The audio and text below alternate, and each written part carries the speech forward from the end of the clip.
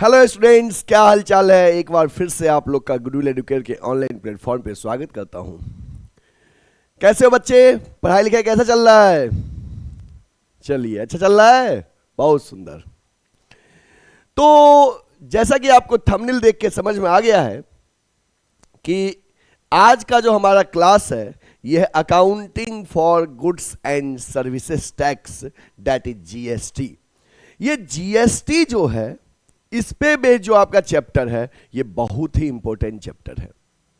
क्योंकि अक्सर क्या होता है कि बच्चे कहते हैं कि सर हमारा जीएसटी में प्रॉब्लम हो जा रहा है और आपको ये चैप्टर हम ऐसा समझाएंगे कि एक सिंगल क्वेश्चन में दिक्कत नहीं होगा, सारे क्वेश्चन आप बनाओगे बहुत सिंपल वे में, है ना।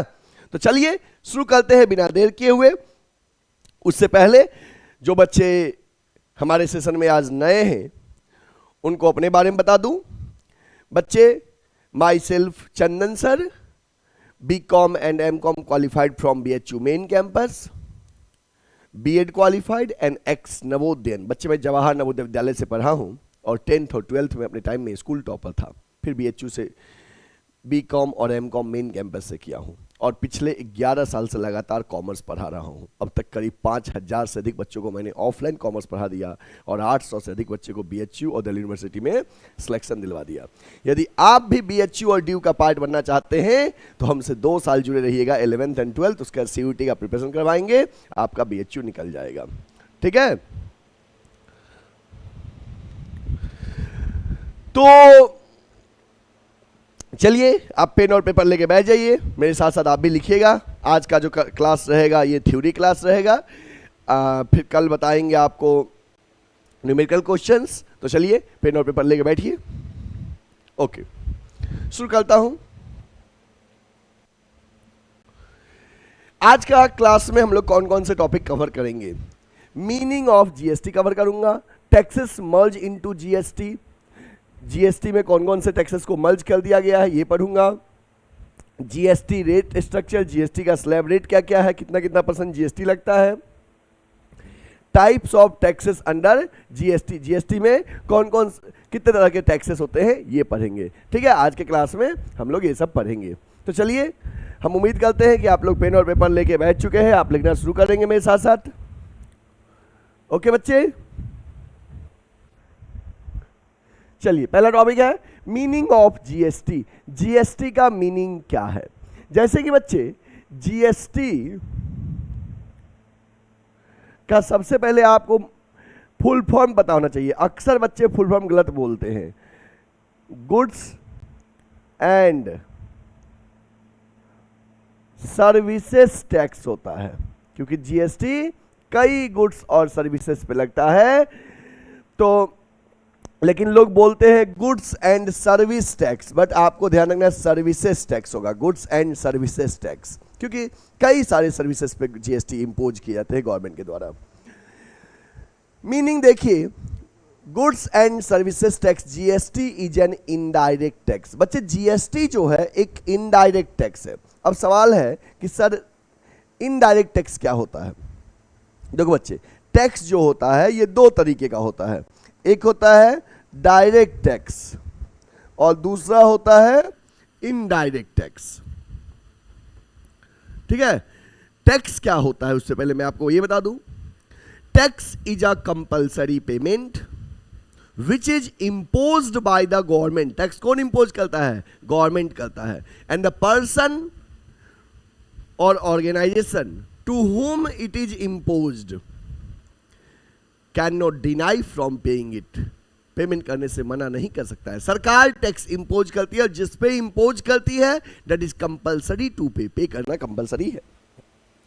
तो इसी क्रम में टैक्स को 2 पार्ट में बांटा गया, direct tax and indirect tax. Direct tax क्या होता है? एक ऐसा टैक्स जो हम लोग सरकार को डायरेक्टली पे करते हैं, जो कि इनकम और प्रॉपर्टी पे इंपोज किया जाता है, वो टैक्स डायरेक्ट टैक्स होते हैं, जो पर्सन टू पर्सन शिफ्ट नहीं करता है। इसका अगर आप एग्जाम्पल लिखना चाहो तो एग्जाम्पल लिख लो डायरेक्ट टैक्स के। इनकम टैक्स, वेल्थ टैक्स, ये आपका डायरेक्ट टैक्स का एग्जाम्पल हो गया। और इनडायरेक्ट टैक्स का एग्जाम्पल लिख लो बच्चे, GST, goods and service tax. GST एक इनडायरेक्ट टैक्स है जो कि पर्सन टू पर्सन क्या करता है, शिफ्ट करता है। जैसे मान लो बच्चे कि गवर्नमेंट ने, जी फॉर गवर्नमेंट, गवर्नमेंट ने मैन्युफैक्चरर पे टैक्स इंपोज किया, मैन्युफैक्चरर तो गवर्नमेंट को दे दिया। मैन्युफैक्चरर ने जब होलसेलर को सामान बेचा तो होलसेलर से ले लिया, होलसेलर जब रिटेलर को बेचा तो रिटेलर से ले लिया, रिटेलर हम कस्टमर को बेचा तो हमसे ले लिया। क्या हमने सीधे सरकार को टैक्स दिया, कहोगे नहीं सर। तो एक ऐसा टैक्स जो पर्सन टू पर्सन शिफ्ट करता है उस टैक्स को बोलते हैं इनडायरेक्ट टैक्स। और इसका एक एग्जाम्पल है GST. GST is an example of indirect tax. ठीक है, ओके।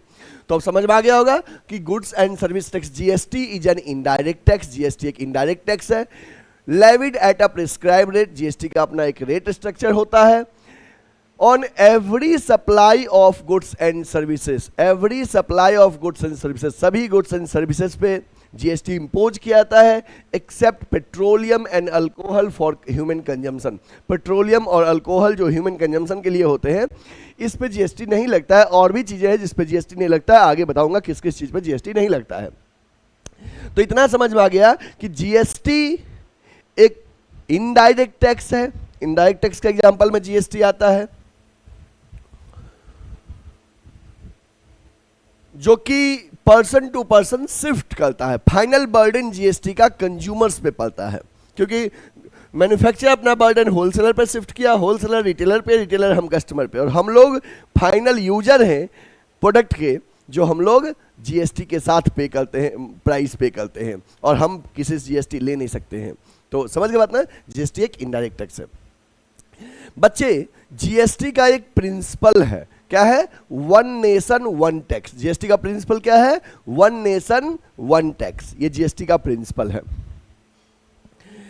नेक्स्ट है GST act was passed in parliament on 24 March 2017। GST का जो एक्ट पार्लियामेंट में पास हुआ था, ये हुआ था 24 मार्च 2017 को, और it came into effect from 1 July 2017। GST लागू कब से हुआ, 1 जुलाई 2017 से। तो बच्चे हमने क्या क्या इसमें बताया कि जीएसटी एक इनडायरेक्ट टैक्स है, ठीक ना, और जीएसटी का प्रिंसिपल है one nation one tax. One nation one tax की एक कंट्री में एक ही टैक्स होगा। पहले कई सारे टैक्सेस होते थे, कुछ टैक्स सेंट्रल गवर्नमेंट चार्ज करती थी, कुछ टैक्स स्टेट गवर्नमेंट चार्ज करती थी। उन सारे टैक्स को मर्ज कर दिया गया किसके अंदर, जीएसटी के अंदर। जो पहले कई सारे जो टैक्सेस लगते थे उन सभी टैक्सेस को मर्ज कर दिया गया जीएसटी के अंदर। तो जीएसटी का जो प्रिंसिपल है वन नेशन वन टैक्स, की एक कंट्री में एक ही टैक्स लगेगा। इनडायरेक्ट टैक्स में मल्टीपल टैक्स है, जो पहले वैट, सेल्स टैक्स है ना, इंटरटेनमेंट टैक्स, ये सब जो सेंट्रल गवर्नमेंट और स्टेट गवर्नमेंट के द्वारा जो मल्टीपल टाइप्स के टैक्स चार्ज किए जाते थे, इंपोज किए जाते थे, उन टैक्सेस को अब हटा दिया गया और उसकी जगह पे जीएसटी ला दिया गया। तो अभी बताऊंगा मैं कि कौन कौन से सेंट्रल गवर्नमेंट और स्टेट गवर्नमेंट के टैक्सेस को जीएसटी में मर्ज कर दिया गया। इसलिए इसका प्रिंसिपल बना है one nation one tax. One nation one tax, एक कंट्री में एक ही टैक्स रहेगा। और जीएसटी इफेक्ट में कब से एप्लीकेबल हुआ, 1 जुलाई 2017 से। ठीक है, आप इसको नोट करना चाहते हो, स्क्रीनशॉट लेना चाहते हो तो नोट कर लीजिए।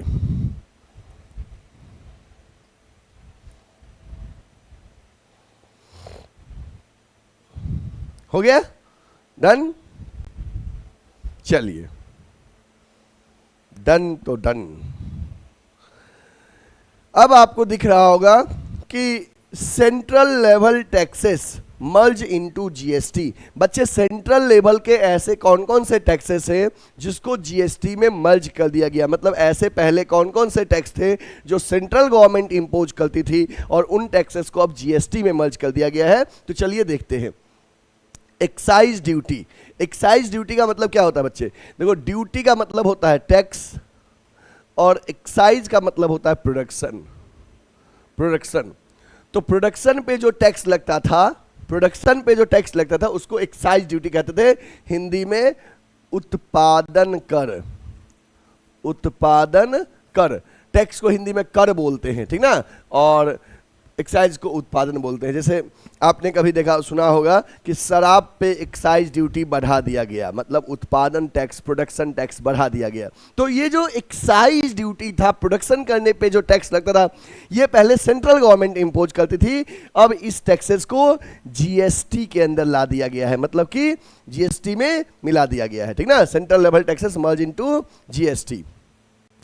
सर्विस टैक्स जो सेंट्रल गवर्नमेंट चार्ज करती थी, इसको भी जीएसटी में मिला दिया गया है।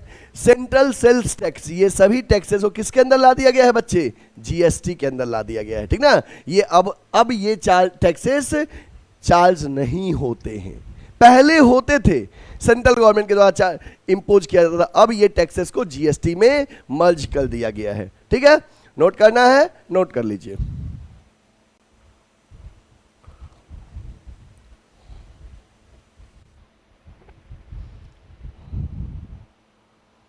Done, okay. नेक्स्ट है state level taxes merge into GST. बच्चे स्टेट लेवल के ऐसे कौन कौन से टैक्सेस है जिसको जीएसटी में मर्ज कर दिया गया है? मतलब कि ऐसे कौन कौन से टैक्स हैं जो पहले स्टेट गवर्नमेंट चार्ज करती थी और अब उसको जीएसटी में मर्ज कर दिया गया है। तो बात करते हैं state level taxes merge into GST. Luxury tax, जो लग्जरी आइटम होते हैं उस पे जो टैक्स लिए जाते हैं, वो टैक्सेस को जीएसटी में मर्ज कर दिया गया। जैसे आपका एसी हो गया, टीवी हो गया, फ्रिज हो गया, कार हो गया महंगी, ये सब पे जो टैक्स लगता था, इसको भी जो स्टेट गवर्नमेंट लेती थी जीएसटी मर्ज कर दिया गया। ऑक्ट्री, ऑक्ट्राई का मतलब होता है लोकल टैक्सेस। क्या होता है? Local taxes. एंट्री पे जो गुड्स जब बाहर से लोकल एरिया में एंटर करता था तो उस पे स्टेट गवर्नमेंट चार्ज करती थी टैक्स, ऑक्ट्री या लोकल टैक्सेस, इसको भी जीएसटी में मर्ज कर दिया गया है। परचेज टैक्स, गुड्स के परचेज पे जो टैक्स लगता था, इसको भी जीएसटी में मर्ज कर दिया गया है। इंटरटेनमेंट टैक्स, बच्चे आप मूवी देखने जाते हो तो मूवी के टिकट पे जीएसटी पे करते हो ना। पहले क्या होता था कि मूवी देखने जाते तो टिकट पे इंटरटेनमेंट टैक्स लगता था जो कि स्टेट गवर्नमेंट इंपोज करती थी। अब वो इंटरटेनमेंट टैक्सेस हटा दिया गया और वहाँ पे इंप्लीमेंट कर दिया गया GST, goods and service tax. तो इंटरटेनमेंट टैक्स जो स्टेट गवर्नमेंट चार्ज करती थी उसको भी जीएसटी मर्ज कर देगा। वैट, वैट का फुल फॉर्म होता है वैल्यू एडेड टैक्स। वैट का फुल फॉर्म क्या होता है? Value added tax. ये वैट जो है वैल्यू एडेड टैक्स, ये भी जीएसटी में मर्ज कर दिया गया। और टैक्सेस ऑन लॉटरी, लॉटरी अगर आपने जीत गया तो लॉटरी पे जो टैक्स लगता था वो स्टेट गवर्नमेंट चार्ज करती थी, इन सबको जीएसटी में मर्ज कर दिया गया। तो ये है state level taxes merge into GST. अब ये सब टैक्स नहीं रह गया, सबके लिए बस commonly one nation one tax. और वो टैक्स कौन सा है? GST, goods and services tax. चलिए बच्चे, you want to note it? Note कर लीजिए।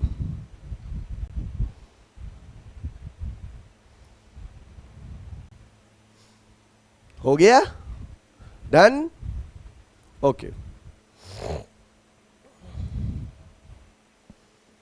नेक्स्ट बात करता हूं जीएसटी रेट स्ट्रक्चर की, कि जीएसटी का रेट स्ट्रक्चर क्या है, किस चीज पे कितना परसेंट जीएसटी लगता है, इसकी बात करते हैं। बच्चे जीएसटी का जो रेट स्ट्रक्चर है वो 5 स्लैब रेट्स हैं जीएसटी के, 0% से लेके 28% तक। मिनिमम परसेंटेज 0% है और मैक्सिमम परसेंटेज जीएसटी का 28% है। चलिए हम देखते हैं जीएसटी के स्लैब रेट्स क्या क्या हैं।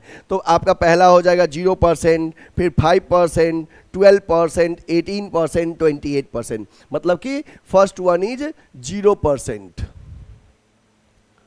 0%, 5%, 12%, 18%, 28%। जीएसटी के जो स्लैब रेट्स हैं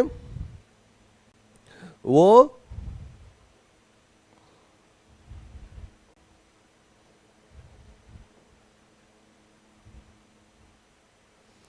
जीएसटी के जो स्लैब रेट्स है बच्चे वो कितना है?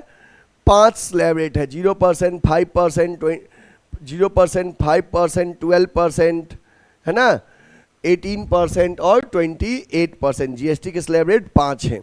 चलिए देखते हैं कौन कौन सा किस किस में क्या क्या है। 0% में इसेंशियल आइटम इंक्लूडिंग फूड, मतलब इसेंशियल आइटम और फूड पे 0% लगता है। कितना परसेंट लगता है? 0%। अब इस इसेंशियल आइटम में क्या क्या आ जाएगा? इसेंशियल आइटम और फूड पे जो 0% है इसमें क्या क्या आ जाएगा? मतलब नो जीएसटी, मतलब no GST. This include mass consumption like food grains, cereals, unbranded honey, milk, salt, lassi, vegetable, printed books जो किताब आप लोग पढ़ते हो, न्यूज़पेपर, इस पे 0% जीएसटी है, ठीक ना। 5% किस पे लगेगा? कॉमन यूज आइटम पे। ऐसे चीजें जो कॉमनली हम लोग यूज करते हैं उस कॉमन यूज आइटम पे 5%, जैसे vegetable oil, sugar, T, coffee, packed आटा, जो पैक्ड आटा खरीदते हो उस पर 5% लगता है। Fruits, nuts, cereals, branded, unbranded वाले पे 0%, ब्रांडेड वाले पे 5%। Spectacles, coal, pharmaceutical items, print media, इन सब पे लगता है 5%। 12% जीएसटी का स्टैंडर्ड रेट है। किस किस पे लगता है? जूस पे, घी पे, आलमंड,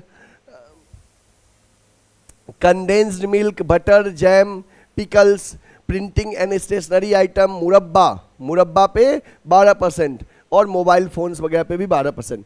18% है maximum goods and all services. 18% maximum goods and all services पे, जैसे capital goods like plant and machinery, furniture used for furtherance of business, iron and steel, hair oil, shampoo, toothpaste, ice cream, soap, computer, printer, digital media, इन सब पे 18%। 28% है luxury item and tobacco item पे, TV, fridge, AC, electrical goods, polish, razor, motor car, इन सब पे 28%। तो GST का जो स्लैब रेट्स है कि किस चीज़ पे कितना % जीएसटी लगता है, ये आपको यहाँ पे दिख रहा है ना, किस चीज़ पे कितना % जीएसटी लगेगा। ओके, तो आप इसको नोट कर लो। इसको बहुत ज़्यादा रटना नहीं है, normal for the sake of information कि जीएसटी के 5 स्लैब रेट होते हैं, जिसमें 0% इसेंशियल आइटम पे लगता है, 5% कॉमन यूज आइटम पे, 12% स्टैंडर्ड रेट है, maximum goods and all services पे 18% और लग्जरी आइटम एंड टोबैको पे 28%। ये याद कर लीजिएगा, बाकी इसके अंदर का आइटम एक दो बार देख लीजिएगा। चलिए नोट कर लीजिए।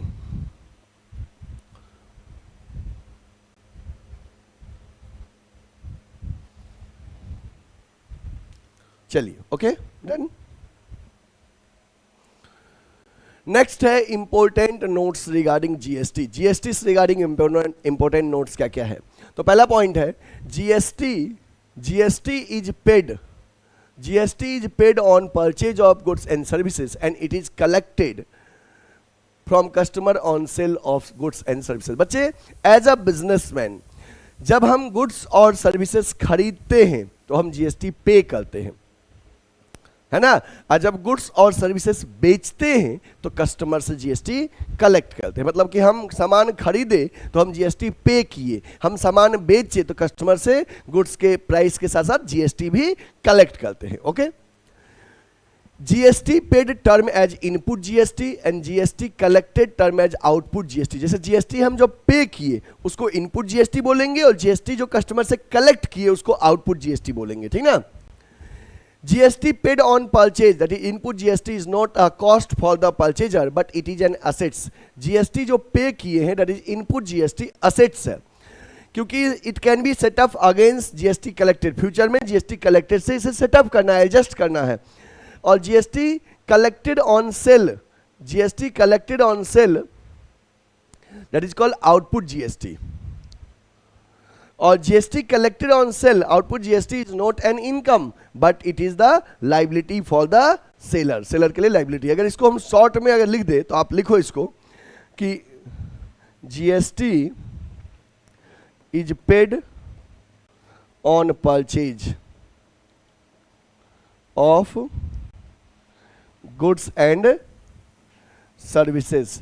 जब हम गुड्स और सर्विसेज परचेज करते हैं तो जीएसटी पे करते हैं। GST is paid on purchase of goods and services, और इसके लिए क्या वर्ड यूज करना है? Input GST. क्या वर्ड यूज करना है? Input GST. और बच्चे इनपुट जीएसटी जो है ये अपना क्या है, असेट्स है। और बच्चे असेट्स को जर्नल में क्या करते हैं, डेबिट करते हैं, तो इनपुट जीएसटी को जर्नल में डेबिट कर दीजिएगा। ठीक है, एक पॉइंट ये हो गया। दूसरा पॉइंट लिख लो कि GST is collected on sale of goods and services. जब गुड्स और सर्विसेज सेल करेंगे तो जीएसटी कलेक्ट करेंगे, उसके लिए वर्ड यूज करेंगे आउटपुट जीएसटी। क्या वर्ड यूज करेंगे, आउटपुट जीएसटी। आउटपुट जीएसटी जो है हमारे बिजनेस के लिए क्या है, लाइबिलिटीज है, और लाइबिलिटीज को जर्नल में क्या करते हैं, क्रेडिट करते हैं। तो आउटपुट जीएसटी को नॉर्मली आप जर्नल में क्रेडिट करोगे। ये दो पॉइंट काफी इंपॉर्टेंट पॉइंट है, इसको नोट कर लीजिए आप कि GST is paid on purchase of goods and services, कि GST goods and services purchase करते वक्त हम लोग पे करते हैं, और जो जीएसटी पे करेंगे उसके लिए इनपुट जीएसटी वर्ड यूज करेंगे, ठीक ना। और इनपुट जीएसटी बिजनेस के लिए एसेट्स है, इसलिए जर्नल में से डेबिट करेंगे। GST is collected on sale of goods and services, जब गुड्स और सर्विसेज सेल करेंगे तो जीएसटी कलेक्ट करेंगे। जीएसटी कलेक्टेड के लिए आउटपुट जीएसटी वर्ड यूज करना है, और आउटपुट जीएसटी बिजनेस के लिए लाइबिलिटी है। जीएसटी क्योंकि लाइबिलिटी क्यों है, क्योंकि कहोगे सर हम कलेक्ट किए तो हमें ये पैसा सरकार को देना है, हम दुकानदार का इनकम नहीं है। GST collected on sale is not an income of the seller, seller के लिए इनकम नहीं है बट लाइबिलिटी है, वी हैव टू पे इट टू द गवर्नमेंट। ठीक है, चलो बच्चे नोट कर लो, इसको नोट कर लीजिए। Done done, okay. नेक्स्ट बात करता हूं types of taxes under GST. Types of taxes under GST, GST में कितने तरह के टैक्स आते हैं, तो बच्चे तीन तरह के जीएसटी होते हैं। एक होता है सीजीएसटी, एक होता है एसजीएसटी, और एक होता है आईजीएसटी। सीजीएसटी का मतलब था C for central GST, S for state GST, I for integrated GST, है ना। CGST central GST, SGST state GST, IGST integrated GST. और स्टेट वाले में यूटी जीएसटी भी लगता है। यूटी मतलब कि कहीं कहीं किसी किसी कोई स्टेट ना होके यूनियन टेरिटरी है, वो जैसे कि दिल्ली, तो उसमें यूटी जीएसटी, ठीक है ना। तो ओवरऑल में अगर बात करें तो नॉर्मली तीन तरह के सीजीएसटी, एसजीएसटी, आईजीएसटी। अब सुनो बच्चे, जो सीजीएसटी और एसजीएसटी है ये कब इंपोज किया जाएगा, जब with in same state transaction होगा परचेज और सेल का। जैसे मान लो वाराणसी से लखनऊ, वाराणसी से कानपुर में कोई भी परचेज या सेल होगा तो ये आ रहा है विद इन यूपी, यूपी के अंदर आ रहा है ना, तो इसमें क्या होगा, सीजीएसटी एसजीएसटी लगेगा। और मान लो वाराणसी से पटना, वाराणसी से समस्तीपुर, वाराणसी से गुजरात कोई ट्रांजैक्शन होगा तो ये हो गया अदर स्टेट में, तो वहां पे लगेगा आईजीएसटी। तो दिमाग बैठा लीजिए कि अच्छा अगर with in same state purchase या सेल होगा, विद इन सेम स्टेट, तो सीजीएसटी एसजीएसटी लगेगा। अदर स्टेट के साथ ट्रांजैक्शन होगा तो आईजीएसटी लगेगा, ठीक ना। तो सीजीएसटी एसजीएसटी में लिख लीजिए इस वाले में कि with in same state transaction, with in same state transaction पे सीजीएसटी एसजीएसटी, और आईजीएसटी किस पे लगता है, बिटवीन टू स्टेट ट्रांजैक्शन, दो स्टेट के बीच में ट्रांजैक्शन होगा परचेज सेल का तो आईजीएसटी लगेगा। लेट्स इमेजिन कि अगर जीएसटी का रेट 12% है तो आईजीएसटी तो 12% लगा, बट अगर सीजीएसटी एसजीएसटी की बात करते हैं सेम स्टेट में 6% सीजीएसटी 6% एसजीएसटी। अगर सेम स्टेट में होगा ट्रांजैक्शन तो जितना जीएसटी का रेट रहेगा उसमें आधा सीजीएसटी आधा एसजीएसटी, आधा सेंट्रल गवर्नमेंट के पास जाएगा आधा स्टेट गवर्नमेंट के पास। बट आईजीएसटी का पूरा पैसा स्टेट गवर्नमेंट के सेंट्रल गवर्नमेंट के पास जाता है आईजीएसटी का, और सेंट्रल गवर्नमेंट अपना हिसाब करते रहे किसको क्या देना लेना है, ठीक ना। तो आपने समझ लिया कि जीएसटी का तीन तरह होते हैं, तीन तरह के जीएसटी होते हैं, सीजीएसटी एसजीएसटी आईजीएसटी। अगर सेम स्टेट में ट्रांजैक्शन होगा विद इन सेम स्टेट तो सीजीएसटी एसजीएसटी लगेगा। अदर स्टेट के साथ ट्रांजेक्शन होगा तो आईजीएसटी लगेगा। ठीक है, चलिए इसको नोट कर लीजिए।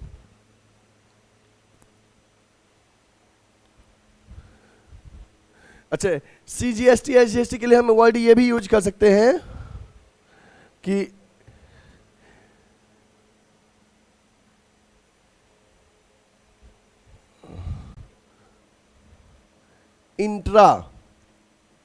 Intra state transaction. Intra state transaction मतलब होता है विद इन सेम स्टेट, और इन आईजीएसटी के लिए इंटर स्टेट, दो स्टेट के बीच में inter state transaction. Inter state transaction में आईजीएसटी और सेम स्टेट में सीजीएसटी एसजीएसटी। ठीक है, चलिए इसको नोट कर लिए, डन, ओके। नेक्स्ट, अब हमारा टॉपिक है GST paid, input GST is reverse credited in the following cases. बच्चे आपको हमने बताया था कि नॉर्मली जब हम जीएसटी पे करते हैं, तो जीएसटी पे करते हैं तो इनपुट जीएसटी वर्ड यूज करते हैं, और आपको हमने बताया इनपुट जीएसटी क्या होता है, असेट्स होता है, और जनरल में असेट्स को क्या करते हैं, डेबिट करते हैं ना, कहोगे यस सर।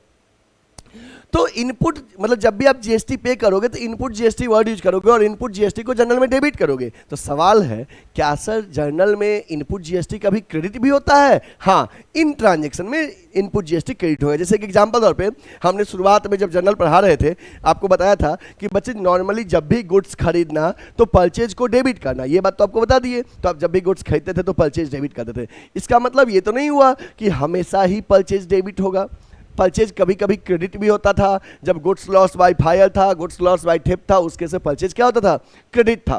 तो वही बात है कि नॉर्मली इनपुट जीएसटी डेबिट होता है, बट कभी कभी इनपुट जीएसटी क्रेडिट भी होता है। वो ट्रांजैक्शन यहाँ पे दिया है कि कब कब इनपुट जीएसटी क्रेडिट होगा। तो GST paid, input GST paid that is input GST,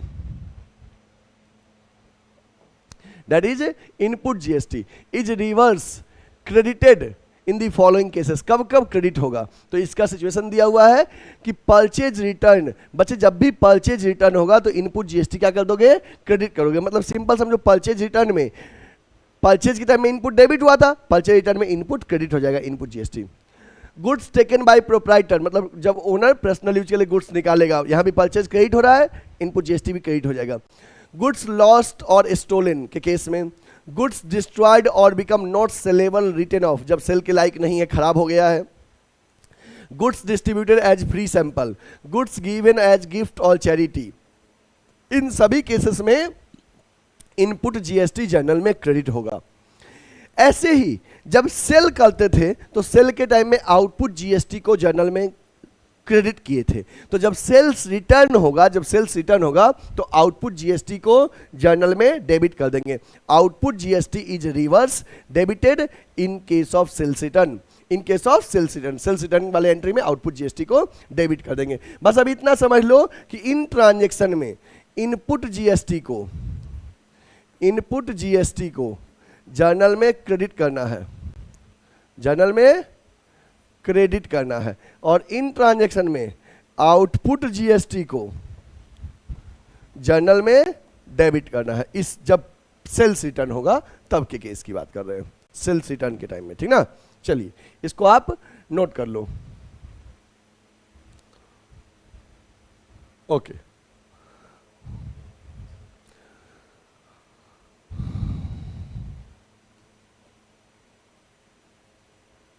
next है following goods and services are exempt from levy of GST. इन चीजों पे जीएसटी एग्जम्प्ट है। जीएसटी क्या है? एग्जम्प्ट है। तो देखते हैं किस किस चीज पे जीएसटी इम्पोज नहीं किया जाएगा। अगर ट्रांजैक्शन में अगर जर्नल में ऐसे ट्रांजैक्शन दिखे तो इस पे आप जीएसटी इम्पोज नहीं करेंगे। तो payment of wages and salary, जब आप वेजेज एंड सैलरी का पेमेंट करेंगे you will not impose GST. Supply of goods to government को सप्लाई करेंगे, और to the embassy of the other country के एम्बेसी, दूतावास को अगर आप गुड्स सप्लाई करेंगे you will not impose GST on that.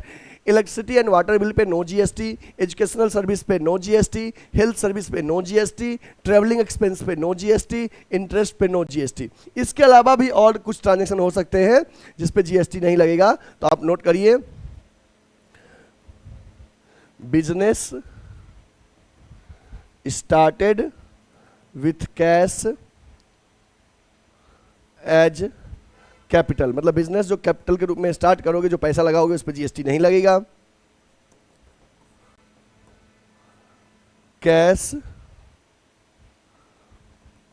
Withdrawn bye owner for personal use, इस पे भी जीएसटी नहीं लगेगा अगर ओनर पर्सनल यूज के लिए कैश विड्रॉ करेगा। Cash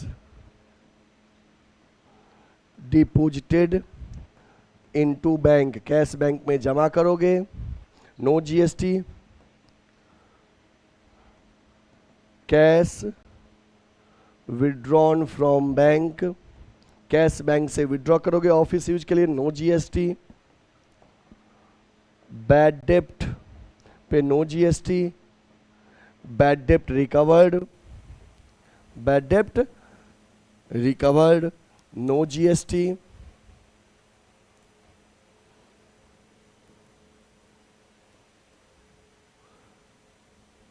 cash paid to creditor, creditor को कैश पे किए, एंड डिस्काउंट रिसीव, क्रेडिटर को कैश पे किए, डिस्काउंट रिसीव हुआ, no GST. Cash received from customer and discount allowed, customer से कैश मिला और छूट दिए, इन सब पे नो जीएसटी। तो ये ऐसे ट्रांजेक्शन है जिस पे जीएसटी इंपोज नहीं किया जाएगा, ठीक ना, इस पे जीएसटी इंपोज नहीं किया जाएगा। आप इस ट्रांजेक्शन को बच्चे नोट कर लो, अगर एंट्री ऐसे ट्रांजेक्शन दिखे तो इस पे जीएसटी नहीं लगाइएगा। ऑल्दो क्वेश्चन के शुरुआत में जीएसटी का रेट दिया है, इसको छोड़ के अदर पे लगाना है, इस पे नहीं लगाना है। इस ठीक है, ओके डन, नोट कर लिए, नोट कर लिए, चलिए बहुत सुंदर। अब अगर अभी तक आप हमारे सेशन को लाइक नहीं किए हैं तो सभी बच्चे एक लाइक कर दीजिए, क्योंकि आपका लाइक मुझे मोटिवेट करता है, एक पॉजिटिव एनर्जी देता है। तो लाइक करना ना भूलें, सबसे पहले लाइक कर दें। लेक्चर को अधिक से अधिक शेयर करें, अपने फ्रेंड्स तक शेयर करें, और कमेंट सेक्शन में कमेंट भी जरूर करिएगा कि आपका पीछे का चैप्टर में कहीं कोई टॉपिक छूटा तो नहीं है, आपके स्कूल में हाफ ईयरली एग्जाम कब है, आप कहाँ से लेक्चर देख रहे हैं, कमेंट में जरूर हमें बताइएगा। इसके बाद अगर कोई बच्चे ऐसे हैं जो हमसे ऑनलाइन रेगुलर लेक्चर देखते हैं रेगुलरली, और कोई बच्चे हमारे ऑफलाइन सेंटर में ज्वाइन करना चाहते हैं गुडविल एडुकेयर के, तो अगर आप गुडविल एडुकेयर के ऑफलाइन सेंटर में ज्वाइन करना चाहते हो तो बच्चे हमारा ऑफलाइन सेंटर वाराणसी में है। किसी बच्चे को अगर हमारे ऑफलाइन सेंटर में ज्वाइन करना है तो आप हमारा एड्रेस नोट करिए, B30/74 Ravidas gate beside Lanka थाना, वाराणसी। वाराणसी में लंका पे आप आएंगे, लंका थाना के जस्ट बगल में, रविदास गेट के पास लंका थाना के बगल में हमारा गुडविल एडुकेयर का ऑफलाइन सेंटर है। किसी को ज्वाइन करना है तो आप हमारे स्क्रीन पे दिए हुए नंबर पे हमें कॉल या व्हाट्सएप कर सकते हैं। गुडविल एडुकेयर में ऑफलाइन में 11th एंड 12th कॉमर्स का क्लासेस चलता है। CUET में BHU DU AU के लिए जो इंट्रेंस एग्जाम होते हैं, इसमें BCom एंड MCom इंट्रेंस का क्लासेस चलता है, और BCom first second third year का भी क्लासेस चलता है। किसी को ज्वाइन करना है तो स्क्रीन पे दिए हुए नंबर पे कॉल या व्हाट्सएप करें। अभी बच्चे हमारा जस्ट ये एक नया batch 11th and 12th commerce का शुरू हुआ है। अगर किसी बच्चे को इस न्यू बैच में एडमिशन लेना है तो आप ज्वाइन कर सकते हैं। इसके अलावा CUET का भी एक न्यू बैच अवेलेबल है। CUET के लिए, CUET BCom कोर्सेज के लिए एक न्यू बैच अभी स्टार्ट हुआ है। अगर किसी बच्चे को ज्वाइन करना है तो आप हमें कॉल या व्हाट्सएप कर सकते हैं। अगर अभी तक आपने हमारे चैनल को सब्सक्राइब नहीं किया है तो सब्सक्राइब कर लीजिए, बेल आइकन प्रेस कर लीजिए, जिससे कि वीडियोज अपलोड होते ही सबसे पहला नोटिफिकेशन आपको मिले। और हाँ, लाइक करना ना भूलें, अपने 4-5 फ्रेंड्स को भी शेयर करिए ताकि उन तक भी सही कंटेंट पहुंच सके। फिर मिलेंगे हम नेक्स्ट लेक्चर के साथ कल के क्लास में। तब तक के लिए जय हिंद, टेक केयर, बाय बाय।